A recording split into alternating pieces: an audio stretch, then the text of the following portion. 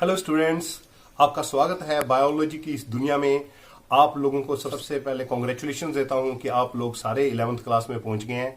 आप लोगों को मुबारक है कि आप लोगों ने बायोलॉजी नाम का सब्जेक्ट रखने की सोची है और रख रहे हैं, क्योंकि बायोलॉजी मेरे हिसाब से तो सबसे इंटरेस्टिंग सब्जेक्ट है। तो इतना प्यारा सब्जेक्ट है, मैं आपको ये बोलना चाहूंगा कि आपने चुनकर बिल्कुल भी गलती नहीं की।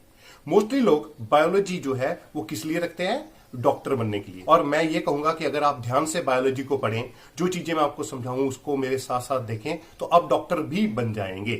लेकिन बायोलॉजी से मैं ये बताना चाह रहा हूं कि सिर्फ डॉक्टर ही नहीं बनते, और भी जितने भी फील्ड्स हैं, काफी सारे फील्ड खुले हुए हैं।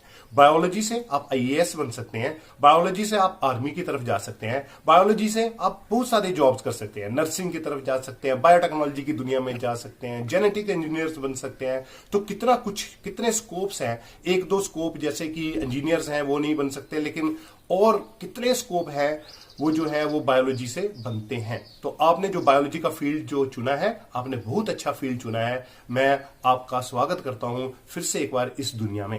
देखिए, बायोलॉजी अगर हम देखें तो बायोलॉजी के बारे में आपको उसका मेन जानना जरूरी है कि बायोलॉजी का मतलब क्या होता है।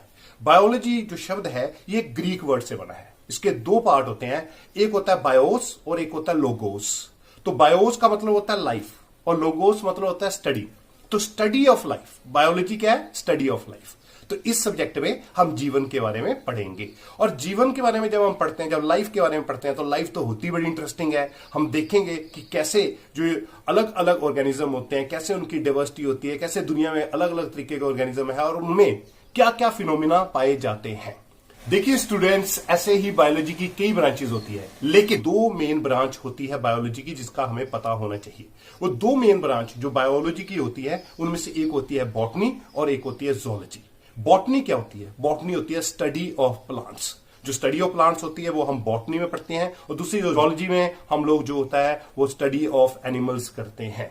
तो बाकी जो ब्रांचेस है, जैसे जैसे हम बायोलॉजी में पढ़ते जाएंगे, हमारे साथ साथ में हमारी नजर में आती जाएंगी कि बायोलॉजी में और कौन कौन सी ब्रांचेस होती हैं। आप लोगों की नॉलेज के लिए, क्योंकि आप बायोलॉजी स्टार्ट कर रहे हो, तो मैं ये बता दूं कि आपसे कोई ये भी पूछ सकता है कि बायोलॉजी का फादर कौन होता है। सबसे ज्यादा जिस साइंटिस्ट ने सबसे पहले कंट्रीब्यूशन की थी बायोलॉजी के फील्ड में, उनका नाम था अरिस्टोटल। तो फादर ऑफ बायोलॉजी कौन है? अरिस्टोटल। इसी तरीके से फादर ऑफ जूलॉजी कौन है? फादर ऑफ जूलॉजी भी अरिस्टोटल है। और इसी तरीके से फादर ऑफ बॉटनी कौन है? फादर ऑफ बॉटनी कौन है? थियोफ्रास्टस। तो ये जो साइंटिस्ट हैं, इनके नाम आपको आने चाहिए। बायोलॉजी पढ़ना है तो बायोलॉजी की डेफिनेशन क्या होती है, father of botany, father of zoology, father of biology, ये आप लोगों को याद होना चाहिए। और बायोलॉजी को बिल्कुल ध्यान से पढ़िए। मैं उम्मीद करता हूं मेरे साथ जब आप बायोलॉजी पढ़ेंगे, इसको ध्यान से देखें, एक एक टॉपिक को देखें, एक एक चीज को नोट करें, आप अपने सपनों को साकार करने में कामयाब हो पाएंगे। हमारा जो पढ़ाई का मकसद है वो पूरा हो सकेगा। और मैं आपको ये बताऊं कि जैसे आपका मेन सपना होता है जैसे डॉक्टर बनना, तो वो जो होते हैं वो उसके लिए नीट का एग्जाम होता है। नीट के एग्जाम में भी 90 क्वेश्चन बायोलॉजी के आते हैं, 45 बॉटनी के, 45 जूलॉजी के, और 45 केमिस्ट्री और 45 ही फिजिक्स के। तो सबसे ज्यादा किसके आते हैं? बायोलॉजी की। तो डॉक्टर भी बनना हो तो आपको बायोलॉजी को इतना अच्छी तरह पढ़ना है कि आप डॉक्टर बने, और उसके लिए वो 90 क्वेश्चन हम सारे के सारे अच्छी तरह से सॉल्व करें। यहां तक बात आती है 11th में स्कूल या बोर्ड एग्जाम की, तो उसमें हमें बायोलॉजी 70 मार्क्स की आती है। थ्योरी के पेपर में 70 मार्क्स की आती है और 30 नंबर का प्रैक्टिकल होता है। अगर आप अच्छे से मेहनत करेंगे, ये थ्योरी के सारे नंबर आपके हो सकते हैं। और मैं उम्मीद करता हूं कि आप अच्छे नंबर लेंगे। मेरे साथ बायो पढ़ते हुए लेक्चर्स को ध्यान से सुनना है, शुरू से लेकर एंड तक सुनना है, और बिल्कुल मैं इजी लैंग्वेज में आपसे बात करूंगा।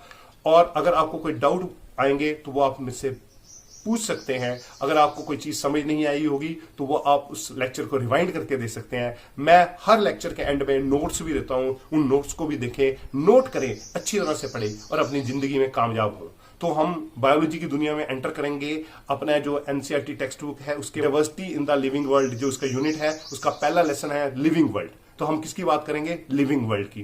तो जो पहला लेक्चर इसके बाद मैं लेने आ रहा हूं, जो आपके साथ बात करूंगा, वो बात करूंगा लिविंग वर्ल्ड की, कि व्हाट इज लिविंग, लिविंग क्या होता है।